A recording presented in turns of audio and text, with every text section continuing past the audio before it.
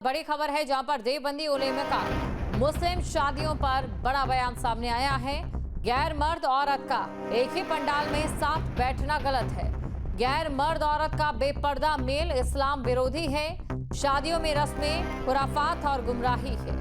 ये तमाम बातें उनकी ओर से कही गई हैं। ये बड़ी खबर आपको बता रहे हैं। गैर मर्द औरत का एक ही पंडाल में एक साथ बैठना गलत है। गैर मर्द औरत का बेपर्दा मेल भी इस्लाम विरोधी है। तो शादियों में रस्में खुराफात और गुमराही है। बड़ा बयान उनकी ओर से दिया गया है। जाहिर तौर पर इस विमान का कई जगहों पर विरोध भी देखने को मिलेगा। देवबंदी उलेमा का मुस्लिम शादियों पर एक बड़ा बयान दिया गया है। इससे पहले भी एक ऐसा ही बयान जो है वो सामने आया था, जहां पर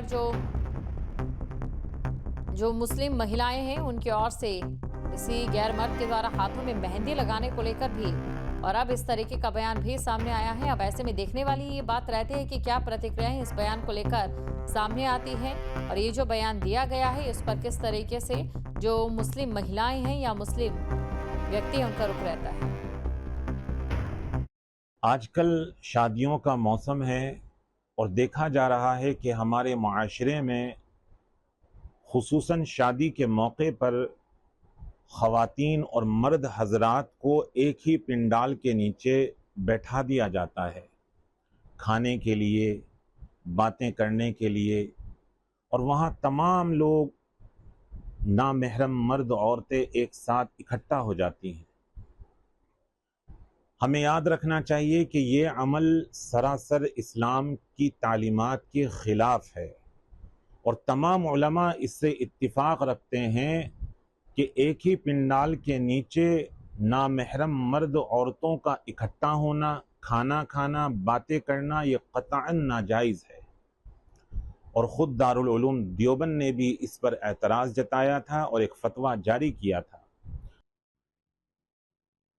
और इसी खबर पर अधिक जानकारी के साथ संवाददाता वतीम हमारे साथ जुड़ चुके हैं। जिस तरीके के ये बयान सामने आए हैं, इसको लेकर इस समय जो खास तौर से बात करें मुस्लिम समुदाय, उनकी किस तरीके की प्रक्रियाएं सामने आ रही है? देखिए, मैं आपको बता दूं, मौलाना कारी साहब जो परिचित तालिबे दीन है और देवबंद के उलेमा हैं, वो इससे पहले भी इस तरह के बयान दे चुके हैं कि जिग लगाने को लेकर हो या टैटू बनवाने को लेकर हो। लेकिन एक बयान दिया है, उन्होंने कहा कि शादियों के मौके पर अक्सर देखा जाता है कि एक ही पंडाल में महिलाओं और पुरुषों को दिया जाता है, होती है, जिसको लेकर अब कई तरह के सवाल भी खड़े हो गए हैं। वहीं जो मुस्लिम समाज के लोग हैं, उनका कहना है कि बिया शादी में अगर एक जगह इकट्ठा हो रहे हैं तो वहाँ बेपर्दगी का कोई सवाल नहीं है, क्योंकि अगर किसी बैंक्वेट हॉल में या किसी मैरिज हॉल में अगर शादी कर रहे हैं तो वहाँ पर एक ही जगह खाने की व्यवस्था होती है। देखना है कि अगर मर्दों के औरतों के लिए अलग से होता है। लेकिन जिस तरह से मौलाना कारी साहब गोरा ने भी बयान दिया है, उसको लेकर समाज हो या कोई कहीं ना कहीं नाराज भी दिखाई दे रहा है, और कहीं ना कहीं उलेमा का समर्थन भी करता हुआ दिखाई दे रहा है। बिल्कुल, जो उलेमाओं का समर्थन कर रही हैं उनका क्या कहना है, वो किस वाक्य को लेकर या फिर किस तरीके से इस बयान का समर्थन कर रहे हैं, उनकी क्या राय है इस पर? देखिए, जिस तरह से कुछ लोगों से अगर बात करेंगे तो उन लोगों का कहना है कि जिस तरह से शादियों में अगर तो देखा जाता है कि शादियों में लेडीज को जेंट्स को एक साथ खाने के लिए देता है, खाना होगा, तो उससे तो कहना है कि अगर इस तरह से बेपर्दगी हो रही है और उलेमा इसको ले कर रहे हैं तो उनका बयान बिल्कुल सही है। इस तरह के रस्मों रिवाज से बचना चाहिए। बिल्कुल मतीन, देखिए एक और सवाल है। जिस तरीके का ये बयान दिया गया है, जिस तरीके की बंदिशें हैं या जिस तरीके से तमाम चीजें हैं, क्या व्यवहारिक जीवन में हम उन्हें ला भी सकते हैं? अगर बात मुस्लिम समुदाय की तरफ से करें तो, और कितनी मुश्किलात का सामना भी करना पड़ेगा? देखिए, मुस्लिम समुदाय की अगर बात की जाए तो मुस्लिम समुदाय का यही कहना है कि जिस तरह से शादी हो रही है और बहुत सी जगह ऐसी होती है कि वहाँ पर ज्यादा लोगों का इंतजाम नहीं है कि अलग से मर्द बिठाया जाए या औरत से बिठाया जाए, एक ही जगह खाने की। लेकिन अगर इस तरह के बयान देते हैं मौलाना तो ज्यादा देते हैं, क्योंकि इससे कहीं ना कहीं शादियों में अन्य चीजों पर कहीं ना कहीं फर्क पड़ता है। इसके बारे में मजहबी किताबों में क्या कोई उल्लेख मिलता है, या उसमें इस विषय को लेकर क्या कुछ कहा गया है मती? देखिए, इससे पहले दारुल देवबंद भी इस पर फतवा जारी कर चुका है, क्योंकि दारुल देवबंद ने भी एक फतवा जारी किया था। दारुल देवबंद ने भी कहा था कि इस तरह की रस्मों रिवाज से बचना चाहिए कि एक ही जगह मर्द और औरत खाना खाए। तो कहीं ना कहीं अगर वो अब मुस्लिम समाज पे डिपेंड करता है कि वो दारुल देवबंद को कितना फॉलो करते हैं या उलेमाओं को, या दारुल देवबंद ने जो फतवा जारी किया है उसको कितना फॉलो करते हैं। एक तरफ हमारे देश के संविधान की बात करें या फिर हमारे देश के कानूनों की बात करें, सरकार के प्रयासों की बात करें, तो 3 तलाक जैसी कई चीजों से बाहर निकलकर मुस्लिम समुदाय को आगे बढ़ने का प्रयास कराया जा रहा है, आगे बढ़ने की कोशिशें जो है की जा रही है। लेकिन दूसरी तरफ इस तरीके के अगर बयान सामने आते हैं, क्या उसके जरिए पीछे धकेला जा रहा है इस समाज को? ठीक है, सरकार कह रही है कि महिला, वो कहीं ना कहीं महिला राजनीति में भी है। क्या वो पर्दे में रहेंगी तो राजनीति कैसे करेंगी? वो भी तो पर्दे से बाहर आके राजनीति कर रही है।